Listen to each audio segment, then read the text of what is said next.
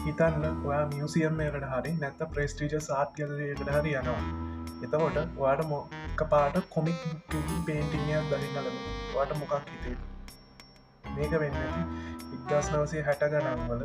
ප්‍රදර්ශනවට ගිය මිනිස්සුන්ට රෝයි ලික්ටන් ස්ටයින්ගේ පේන්ටිංස් දැක්කම හිතෙන්නේ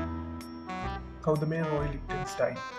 රෝයි ලික්ටන් ස්ටයින් කියන්නේ පොපාට් කියන කලා ව්‍යාපාරය ප්‍රධාන තැනක් ගත්ත කෙනෙක් පොප්පාට් කියන්නේ කලා ව්‍යාපාරයක් එක කරේ ප්‍රධානමික ට්‍රඩිෂනල් සාම්ප්‍රදාය කලාවෙන තිබ අදහස් වලට වෙනස් අදහසක් දක්වපුල ලොකු ඓතිහාසික සිදුවීම් නැත්තම් ඒ වගේ දේවල් පේට් කරන්න නැතුව පොප්පාටිස්ලා නික ඉදිනදා මිනිස්සු දකින ඇඩ් පැකේජිං තකොට ප්‍රසිද්ධ තරු එමත්නත කොමික් මුක්සලින් අරගෙන පේට් කරන්න ගත් අද අපි කතා කරන්න යනවා රෝයි ලික්ටන් ස්ටයින්ගේ පේටිංස් තුනක් ගැන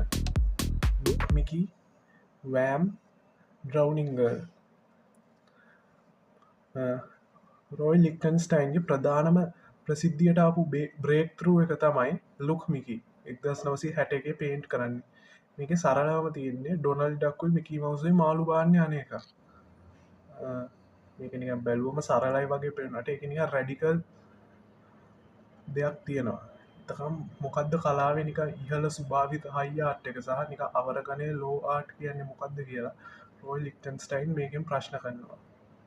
මේ පේන්ටිං කන්න ස්ටයිල් එක තමයි රෝයි ලික්ටන් ස්ටයින් ට්‍රේඩ් මාර්ක් ස්ටයිල් එක වෙන්න ඇත්තට මාරනික ප්‍රින්ට් කරන්නකොට වගේ චූටි චූටි ඩොට්ස් තියෙනවාගේ එකක් මේ අතින් පේන්ට් කරනවා ඇත්තට මේකත මාර මහන්සියක් යන දෙයක් ඊළඟට එයාගේ පීක් එකෙන්නේ එක්දස් නවසේ හැට තුනේ වෑම් පේන්ට් කරම් පේන්ටිං එක තියෙන ෆයිට ජෙට් එක මිසයිල්ලයක් යවල තවත් පලේනය විනාස කරන්න මේක ඇත්තටම නිකම් පට්ට කලෆුල්සා රෙකග්නයිසබල් පේන්ටිං එක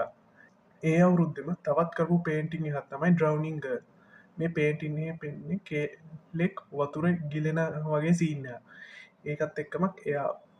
ලික්ටන්ස්ටයින්ගේ තවත් විශේෂ දෙයක්ත්තම යා පේන්ටිං සල හුඟක් වර්ඩ් බබල්ස් පාවිච්චි කරන බලන්න මේකෙත් වර්ඩ් බබල් තියෙනවා කැප්ෂන් එක තමයි අයිඩෝන්ගේ අයිඩ්‍රාද සිංක් දන් කෝල් බ්‍රඩ්ෆෝ හෙල් මේ වගේ එක්සජරේටඩ් මෙලෝ ඩ්‍රමටික් තීම්ස් තමයි මේ ලික්ටන්ස්ටයින්ගේ වැඩවල පාවිච්චි වෙලා තියෙන්නේ ඇත්තටම අද මේ හුඟක් පේන්ටිංස් තියෙන්නේ හුඟක් ප්‍රසිද්ධ ආට් ගලරීස් වල අදටත් විශාල ඉල්ලුමත් තියෙනවා ලික්ටන්ස්ටයින්ගේ වැඩවලට